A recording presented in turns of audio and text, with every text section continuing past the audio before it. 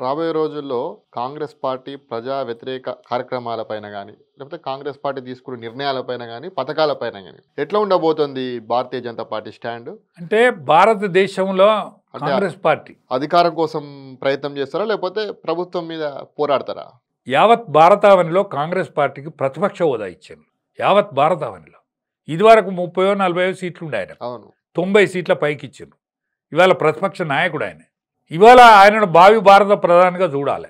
కానీ ప్రతి ఎన్నిక ఆయనకు విరుద్ధమైన రిజల్టే వస్తా. ఆయన ఇక్కడనో మాట్లాడాడు, ఇక్కడ ప్రతిపక్ష నాయకుడు, అవును. ఇక్కడ గురకబెట్టి నిద్రపోతాడా మరి ఏంటిదో తెలియదు. మరి ఆయన మాట్లాడచ్చు, ఏంటిదే ఇది, ఏం కథ, ఏం లక్షణం అని మాట్లాడచ్చు, మాట్లాడే అవకాశం ఉన్నది. అవును. ఎందుకున్నది?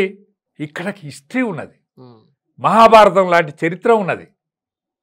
ఇవాళ 100 మంది కౌరవులు 5 పాండవుల మధ్య జరిగింది మహాభారత యుద్ధం. కానీ గంధర్వులు దుర్యోధన్ని బంధించుకొని తీసుకుపోతా అంటే అర్జునుడిని పిలిచి మనం 5 మనం 105 మందిమి, కౌరవులు 100 మంది, మనం 105 మందిమి, విడిపించండి దుర్యోధన్ అంటే విడిపించినటువంటి జాతి ఇది. రాహుల్ గాంధీకి ఏంటిదండి? ఎక్కడికో అమెరికా పోయి వేరే మాట్లాడతాడు, చైనా మా మీదకి వచ్చింది అంటాడు, లేకపోతే మా కాశ్మీర్లో మా వాళ్ళు పాకిస్తాన్ వచ్చింది అంటాడు. ఇదేనా? ప్రధానమంత్రిని అడగచ్చు కదా, మన దానిలో మనం పంచాయతీ ఉంటే ఉండొచ్చు, మీ మధ్య మా మధ్య వచ్చినప్పుడు కొట్లాడుకుందాం, కానీ మనం అందరం సమైక్యాన్ని అనొచ్చు కదా. అంటే ఆయన ఫెయిల్యూర్ పాత్ర ఏదైతే ఉన్నదో కాంగ్రెస్ పార్టీ ముందడబడే రోజులు కనిపించలేవు. ఇవాళ రాజయ్య యాదవ్ గారు దాదాపు దశాబ్దాలుగా రాజకీయాల్లో ఉన్నారు, కానీ ఒక కార్పొరేషన్ చైర్మన్కు మాత్రమే పరిమితమయ్యారు. ఎందుకు చట్టసభల్లోకి వెళ్ళలేకపోయారు? ఒకవేళ భవిష్యత్తులో అటువంటి ప్రయత్నం ఏమైనా చేస్తారా?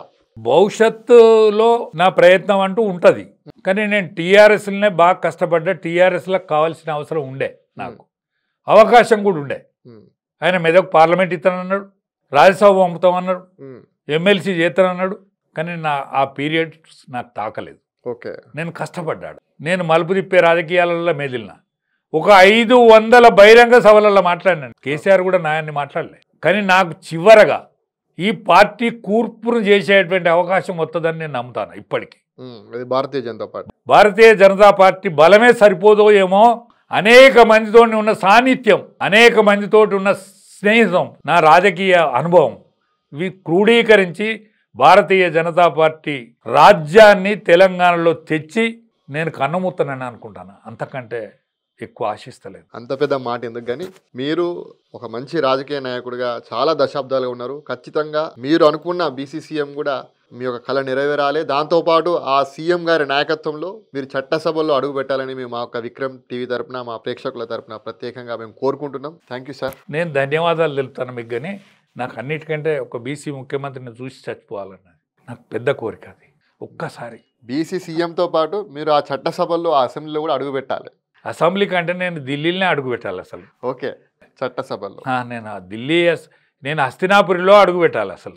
భారతీయ జనతా పార్టీలో ఏదైనా సాధ్యమవుతుంది. అవకాశం వస్తే నా అనుభవానికి రాజ్యసభ సభ్యులు కూడా పంపిస్తారు. నా అనుభవానికి హస్తినాపురిలో అడుగు పెట్టాలి. అడుగు పట్టకుండా కూడా ఇక్కడ ముఖ్యమంత్రిని చూసి చాలు, నాకు అంతకంటే ఎక్కువ ఆశ లేదు. Thank you sir. ఇంతసేపు మీ యొక్క అమూల్యమైనటువంటి సమయాన్ని మాకు ఇచ్చి అనేక విషయాలు మాతో పంచుకున్నందుకు thank you very much. Right.